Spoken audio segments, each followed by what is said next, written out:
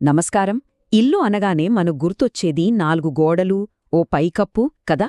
కాని ఈరోజు మన నివాసాన్ని కేవలం ఇటుకలు, సిమెంటుతో కట్టిన ఒక సాధారణ కట్టడంగా కాకుండా ఒక ప్రశాంతమైన, పవిత్ర స్థలంగా ఎలా మార్చుకోవచ్చో తెలుసుకోబోతున్నాం. లక్ష్మీదేవికి సంబంధించిన మన పురాతన హైందవ విజ్ఞానం ఆధారంగా ఇంట్లోకి సానుకూల శక్తిని ఎలా ఆహ్వానించాలో ఈ మూలాలు మనకు చాలా స్పష్టంగా వివరిస్తున్నాయి. వినడానికిది పాతకాలపు ఆలోచనే అనిపించినా నిజానికి ఆధునిక కుటుంబాలు సైతం ప్రతిరోజూ తమ ఇళ్లల్లో సులభంగా ఆచరించగలిగే ఒక అద్భుతమైన జీవన ప్రణాళిక ఇది. మరి ఆ విశేషాలేంటో చూద్దామా? ఇక్కడ ఒక ఆసక్తికరమైన ప్రశ్న అడుగుతాను, ఆలోచించండి. అసలు ఒక ఇంటిని ప్రశాంతమైన, పవిత్ర స్థలంగా మార్చేదేంటి? లక్షలు పోసికొన్న ఫర్నిచరా, లేక విలాసవంతమైన అలంకరణా? ఖచ్చితంగా కాదు. ఈ మూల గ్రంథాల ప్రకారం నిజమైన శాంతి కేవలం భౌతిక వస్తువుల ద్వారా రాదు.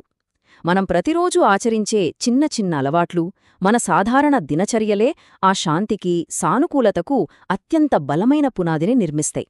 అదెలాగో ఇప్పుడు చూద్దాం. సరే, ఈ ప్రయాణంలో మనం ముఖ్యంగా 5 దశలను చూడబోతున్నాం. 1. పరిశుభ్రమైన పునాదిని ఏర్పాటు చేయడం. 2. ఉదయం సాయంత్రం దినచర్యలు ఎలా ఉండాలి. 3. రోజువారీ ప్రార్థనలు. 4. ఇంట్లో గౌరవప్రదమైన వాతావరణం. మరియు చివరిగా దానగుణం. ఇంకెందుకు ఆలస్యం, వెంటనే మొదటి అంశంలోకి వెళ్దాం. మొదటి విభాగం, పరిశుభ్రమైన పునాదిని ఏర్పాటు చేయడం. అంటే మన భౌతిక స్థలం. ఇక్కడే మన మొదటి అడుగు పడుతుంది. ఇక్కడ నిజంగా ఆసక్తికరమైన విషయమేంటంటే, భౌతికమైన శుభ్రతకు, దైవిక ఆశీర్వాదాలకు మధ్య ఉన్న బలమైన అనుసంధానం. మన చుట్టూ ఉన్న వాతావరణం శుభ్రంగా ఉంటే మన మనస్సు కూడా ఆటోమేటిక్గా చాలా నిర్మలంగా ఉంటుంది. ఈ విషయాన్ని ఇప్పుడు ఆధునిక మానసిక శాస్త్రం కూడా చెప్తోంది, అవునా? లక్ష్మీదేవి అనుగ్రహాన్ని పొందడానికి కూడా మొదటి అడుగు ఇదేనట. ఇంటిని ఎప్పుడూ శుభ్రంగా ఉంచడం, ముఖ్యంగా ఇంటి ప్రధాన ద్వారం అంటే గుమ్మాన్ని ఎటువంటి అడ్డంకులు లేకుండా చక్కగా ఉంచుకోవడం.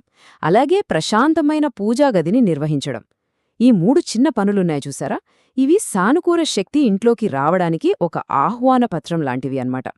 ఇక రెండవ విభాగం, ఉదయం మరియు సాయంత్రం దినచర్యలు. ఆ శుభ్రమైన పునాది ఏర్పడిన తర్వాత మన రోజువారీ సమయపాలన ఎలా ఉండాలో ఇప్పుడు చూద్దాం. మన రోజువారీ టైంటేబుల్ని ఒక్కసారి గమనిస్తే దినచర్యను ఎలా తీర్చిదిద్దుకోవాలో చాలా స్పష్టంగా అర్థమవుతుంది. ఉదయం నిద్రలేచేసరికే ఇల్లు శుభ్రంగా ఉందనుకోండి, ఆ రోజంతా ఒక ప్రశాంతమైన లయతో మొదలవుతుంది. ఇక సాయంత్రం సమయం, ఇది చాలా చాలా ముఖ్యమైనది. ఇంటి ఆవరణలోని తులసి మొక్క దగ్గర, అలాగే పూజాగదిలో దీపం వెలిగించడం అత్యంత పవిత్రమైన చర్యగా ఈ మూలాలు చెబుతున్నాయి. ఇక్కడ దీపం వెలిగించడమంటే కేవలం చీకటిని పారద్రోలడం మాత్రమే కాదు, రోజంతా జరిగిన గందరగోళం నుండి మన మనస్సును ఏకాగ్రత వైపు, ఒక విధమైన శాంతి వైపు మళ్లించే ఒక అద్భుతమైన మార్గమిది. మూడవ విభాగం, రోజువారీ ప్రార్థనలు మరియు మంత్రాలు. మన ఈ దినచర్యకు ఆధ్యాత్మిక అలవాట్లను ఎలా జోడించుకోవాలో ఇప్పుడు తెలుసుకుందాం. సిరు సంపదలను, శ్రేయస్సును ఆకర్షించడానికి భక్తితో కూడిన ప్రార్థనలు చాలా ముఖ్యమని ఈ మూలాలు వివరిస్తున్నాయి. ముఖ్యంగా వారంలో శుక్రవారాలు, అలాగే దీపావళి లాంటి పండుగల సమయంలో లక్ష్మీదేవికి చేసే ప్రార్థనలు ఇంకా విశేషమైన ఫలితాలను ఇస్తాయని ఒక బలమైన నమ్మకం. అయితే ఇవి కేవలం మూఢాచారాలు మాత్రమే కావు. కొంచెం ఆలోచిస్తే కుటుంబ సభ్యులందర్నీ ఒక్కచోట చేర్చి ఒక పవిత్రమైన ఉద్దేశ్యం పట్ల అందరి ఏకాగ్రతను పెంచే అద్భుతమైన మార్గాలివి. ఈ అలవాటు రోజువారీ జీవితంలో మనకు తెలియని ఒక మానసిక స్థైర్యాన్నిస్తుంది. ఇక లక్ష్మీ అష్టోత్తరం లేదా మంత్రాల విషయానికి వస్తే, ఇవి కుటుంబాలు పూజా సమయంలో లక్ష్మీదేవి ఆశీర్వాదాలను కోరుకుంటూ పఠించే పవిత్రమైన శబ్దాలు.